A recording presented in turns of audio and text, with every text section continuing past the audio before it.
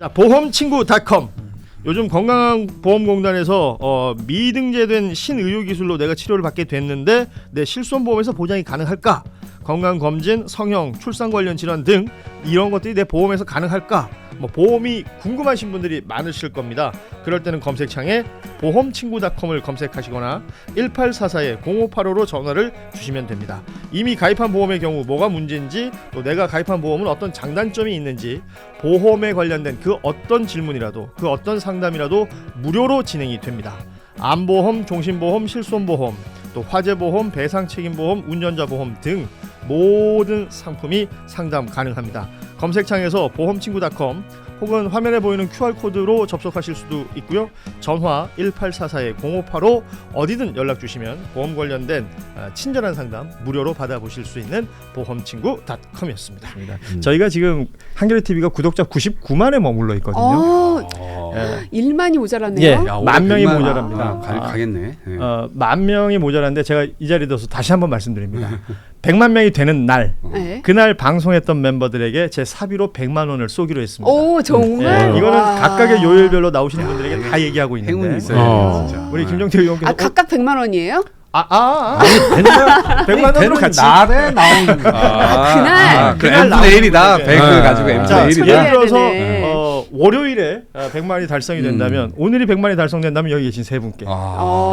근데 뭐 오늘 33만 원씩. 안 올라가네. 삼성 주식 하나 살 수 있겠네. 삼성 이럴 주식. 줄 알았으면 특종 하나 준비해 올 걸. 하나 터트려 버리는데. 뭐 지금 터트리실 건 없고요. 아니 이제 다 끝나가는데 지금 터트리면 내일 사람들의 수혜를 내일 보겠지. 사람들은 안 되지. 야, 이 정치인들 무섭다. 여기서도 또 전략을 세운다. 다음 주 일요일 날 미리 썸네일에 반영할 수 있게 야, 미리 알려주시고 그렇지. 오늘 100만 만든다. 진짜 웃긴다. 예. 아무튼 민주당 당권 관련해서 오늘 오마이뉴스가 STI하고 함께했던 여론조사를 보면요, 호남 지역 민주당 지지층에서 차기 당대표 지지도를 물었습니다. 김민석 전 총리가 47.2, 정청래 전 대표가 22.5, 송영길 의원이 15.8 이렇게 응답이 나왔어요.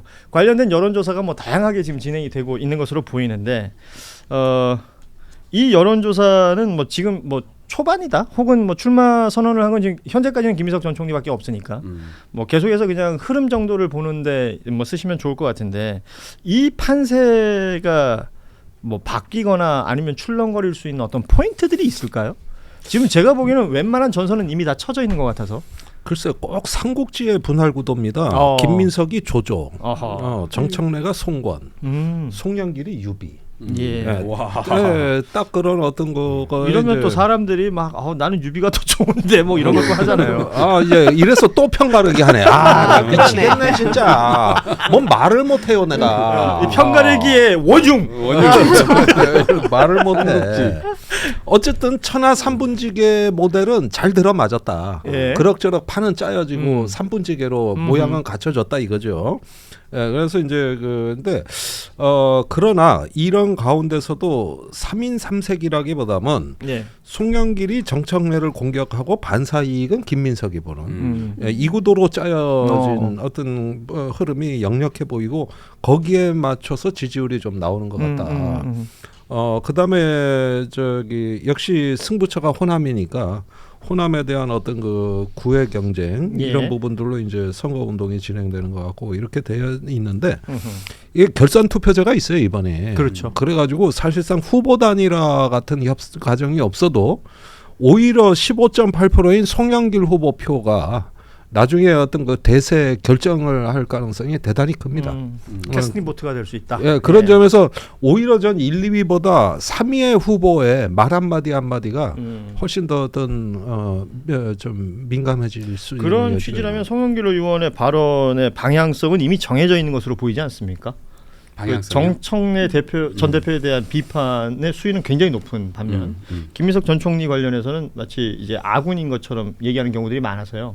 본인도 뭐 독자적으로 이제 끝까지 간다고 하나 결선 투표 가면 말씀하신 것처럼 단일화 효과 같은 게 날 수도 있는 거고. 그렇죠. 네, 왜냐하면 본인이 엎어져도 효과가 나야 되는 것이고 어떤 상황에 의해서 송영길 대표가 혹시라도 본선에 올라가게 될 경우 거꾸로도 받아야 되는 그럴 수 측면이 있죠. 있기 예. 때문에 아군 적군 이 부분은 뭐 언어가 좀 그러긴 하지만 인식은 충분히 하고 있는 것 같고 변수는 이제 그런 거죠. 후보들 간에 공방을 하는 과정에서 아 질리는 모습이 나온다든가 뭔가 아 저건 아닌데 선을 또 넘는 모습이 나온다든가 그러면 지지가 철회될 수 있잖아요. 그리고 다른 사람에게 갈 겁니다. 그런 게 하나 변수로 남아 있을 거고 또 하나의 변수가 있을 것 같아요. 뭐죠? 제 사자가 출마를 하느냐. 오늘 그 생각을 네. 못했네. 오늘 이 자리가 만들어진 판을 이유를- 바꾸는 다른 선을 제시하는 사람이 과연 나올 아, 것이냐. 이동학 방송 무진장 늘었습니다. 네, 저러니까 잘 팔리지 여기저기 예. 나가서. 아, 요 얘기는 우리 고민정 의원께서 야. 바로 답을 주셔야 될 것 같아요. 출마 얘기가 있던데요. 네, 결심을 하셨나요? 거의 뭐 마무리 단계까지 와 있습니다. 오. 지금 여론조사로 이렇게 지금 3명의 후보의 숫자들을 지금 쭉 보셨단 말이죠. 네, 이 판에 내가 들어가면 흔들린다, 바뀐다. 그거를 제가 판단하기는 어렵다고 보고요. 다만 실패할 걸 뻔히 알면서도 과연 내가 할 수 있는가. 그 싸움이라고 생각해요. 그리고 이제 민주당이 호남 분들이 이제 많이 계시기는 한데 저는 호남인들에게 느끼는 거는 뭐냐면 지금의 권력이 어디가에 있는지에 민감하게 반응해서 판단하진 않더라. 그러니까 왜냐하면 민주당이 잘못된 길을 가고 있다고 판단됐을 때는 때로는 회초리를 들기도 하는 게 예. 호남이거든요. 그래서 이 민주당이 향후에 어떤 방향으로 미래 비전을 그려 나갈 건지를 보고 판단하실 거라고 생각 들고 그래서 지금은 47, 22, 15 뭐 이렇게 보여지고 있기는 하지만 이것이 그대로 갈지 여부는 정말 알 수 없다. 아니 그 스스로의 결심이세요? 아니면 주변에 권유가 많으셨던 거예요? 저는 늘 스스로 결심합니다. 스스로. 왜냐하면 결국 아무도 책임져 주지 않기 때문에 너는 너가 책임져. 그래서 지난번 최고위원 나갔을 때도 그랬었고요. 이번에도 그 고민들이 많다 보니까 저는 늘 갖고 있는 생각은 어쨌든 우리 민주당은 문재인 정부를 계승하고 이재명 정부를 성공시키는 데 목표가 가 있어야 된다고 생각해요. 그리고 최종 목표는 정권 재창출입니다. 예. 근데 지금 당이 너무 민감해져 있고 양극으로 이렇게 싸우고 계셔서 당이 쪼개지지 않게 할 수 있는 방안은 뭐가 없을까. 그러면서도 당이 이제 끝나는 것이 아니라 다음 세대들이 계속 보여질 수 있게 할 수는 없을까. 저는 이제 이동학 전 최고도 보면 저보다도 당에서 지도부 생활을 더 먼저 하셨거든요. 고인물이죠. 아니 근데 이제 그런 젊은 주자들이 꼭 나이가 젊다고 해서 젊은 층을 대변하는 것에 동의하진 않아요. 그럼요. 예, 나이만 젊은 사람들도 있기 때문에. 그러나 그 세대가 가지고 있는 그 시대 의식이라는 것은 분명히 있습니다. 그것이 뭐 스타벅스 논란이 벌어졌다라든지 혹은 이번에 이제 배제고 이런 일들이 벌어졌을 때 그냥 육감적으로 이건 이렇게 가야 한다 하는 것들이 분명 세대 간의 차별은 있는 것 같아요. 뭐 오빠 발언이라든지.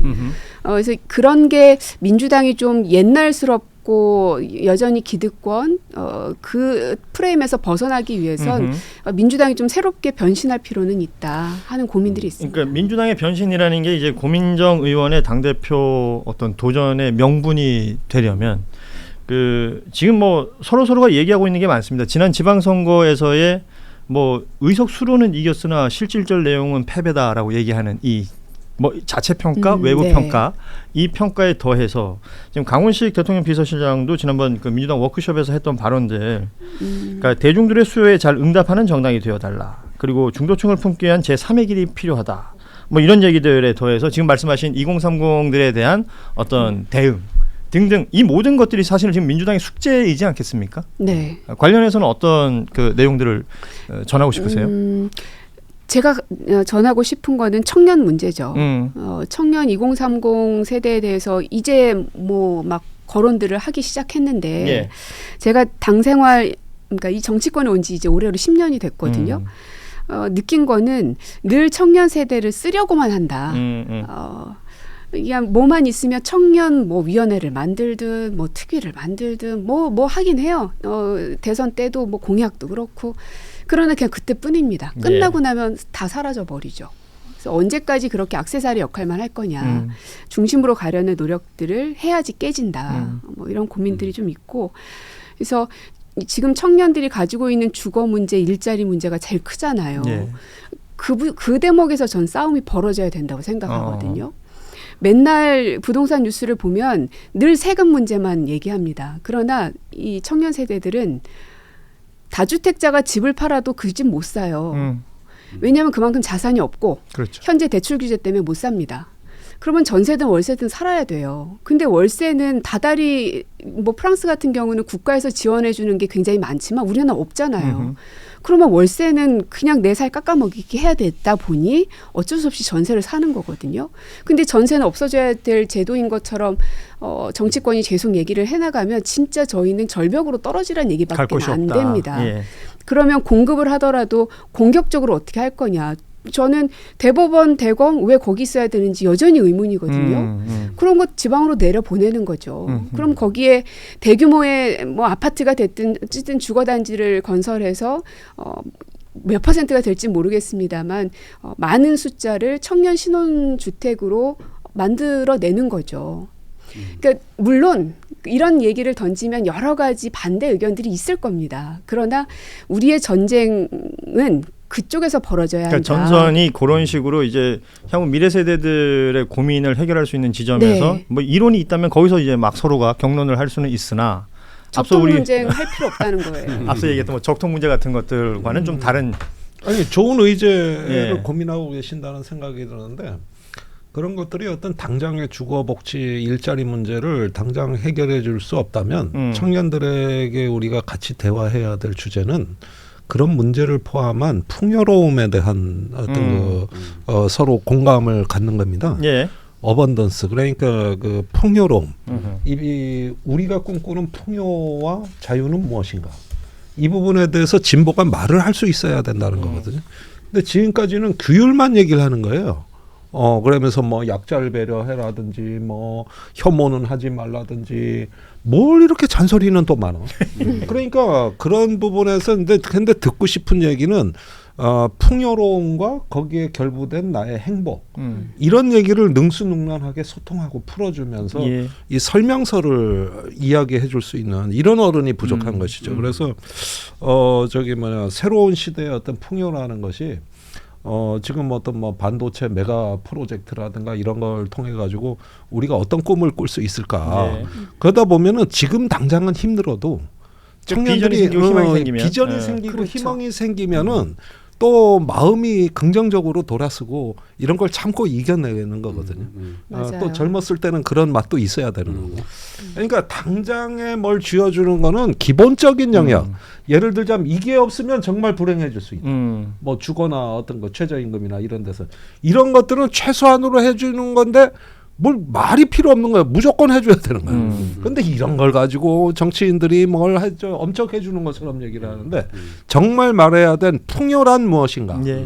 이 부분에 얘기를 안 하는 거죠. 풍요. 저는 이게 고민정 의원님이 이번에 참전하는 게 아주 의미 있다고 생각해요. 참전으로 결론이 났군요. 그러니까. 아니 이제 저는 참전해야 된다 예, 예. 해서 좀 다양한 이야기들을 당연히 해주고 의제로서 얘기를 해주고 그 모습 자체가 저는 국민들한테 좋게 보일 것 같아요. 네, 진짜 해야 될 얘기를 하게 만들고 그 자체로 그냥 다양성의 모습이 딱 보여지잖아요. 그리고 지금 말씀해 주셨던 이 청년 주거 문제라든가 이런 것들을 할 때 반응 안 하던 세대도 자기 이야기를 하는 것 같으면 이거 반응 쳐다보게 되거든요. 예. 이제 그런 차원에서 민주당으로 이목을 좀 오게 할 수 있고 그 과정에서 그들을 논의 과정에서 참여시키는 과정으로 가면 훨씬 더 좋은 플랫폼 정당으로 갈 수 있죠. 그 다양성을 그러니까요. 보여주시는 것 같아요. 그러니까 늘 정치권에서 나오는 뉴스들을 보면 소위 말해서 이제 의제 설정이라는 걸 정치권이 하는 것 같아요. 정치권이 해서 우리는 이게 굉장히 중요한 일이야라고 계속해서 얘기를 하는데 뭐 특정 세대, 특정 계층에서는 관심도 없는 경우들이 많습니다. 쳐다도 안 보는 경우들이 있어요. 지금 이동학 최고 얘기한 것처럼 어떤 이야기를 해야지 누가 쳐다볼 것인가를 좀 고민을 함께 해줬으면 좋겠다라는 생각이 저도 동시에 듭니다. 어떻게 고민정 의원은 참전이 결정이 됐나요? 이제 조만간 해야죠. 참 어렵다. 두 군데서 또 하시는 거 네. 아닌가요? 중간으로는. 약간 움찔하셨는데 아쉽네요. 여기서 해버리셨으면 그게 아니라 해버리면 썸네일 나오는데. 그냥 이렇게 펼쳐버리면은 재미가 없어요. 아까 네. 그랬잖아요. 고조시켜야 다 알면은 재미가 네. 없다고 고 의원이 얘기를 했잖아요. 예. 그러니까 그런 걸 빌더. 자, 뭐 혹시 모르니까 이거는 저희가 이제 나중에 쓰려고 그러는데 참전하겠습니다. 요 한 문장만 얘기해 주시면 안 돼요? 뭘 나중에 쓰는 어딨어요.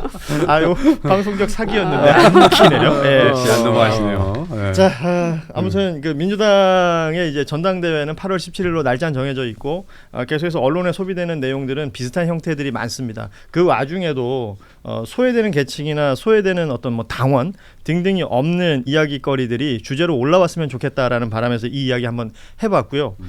요 내용들은 아마도 매일매일 전해드리지 않을까 생각이 듭니다. 보험친구.com 요즘 건강보험공단에서 미등재된 신의료기술로 내가 치료를 받게 됐는데 내 실손보험에서 보장이 가능할까? 건강검진, 성형, 출산 관련 질환 등 이런 것들이 내 보험에서 가능할까? 뭐 보험이 궁금하신 분들이 많으실 겁니다. 그럴 때는 검색창에 보험친구.com을 검색하시거나 1844-0585로 전화를 주시면 됩니다. 이미 가입한 보험의 경우 뭐가 문제인지 또 내가 가입한 보험은 어떤 장단점이 있는지 보험에 관련된 그 어떤 질문이라도 그 어떤 상담이라도 무료로 진행이 됩니다.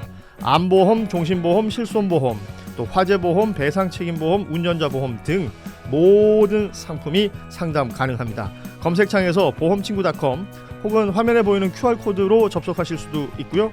전화 1844-0585 어디든 연락 주시면 보험 관련된 친절한 상담 무료로 받아보실 수 있는 보험친구.com이었습니다.